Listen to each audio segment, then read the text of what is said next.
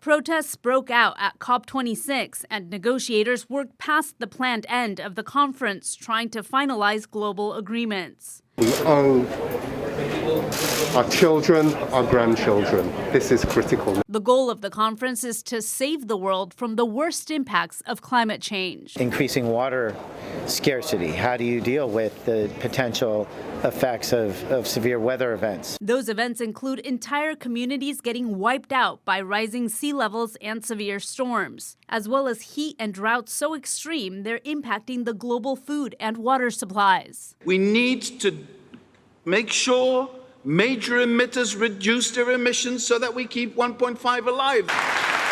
Some countries are reluctant to commit to ending the use of coal and stopping subsidies for other fossil fuels. And COP26 negotiators also struggled to get commitments to fund two different global initiatives. One would double the funds to help developing nations pay for infrastructure needed to deal with climate change. This is personal. This is not about politics. The more contentious fund would ensure that countries that cause the most emissions, like the United States, pay a combined $100 billion a year for the loss and damage developing nations suffer from climate change, because those developing nations create the least emissions. In Washington, Alexandra Limon.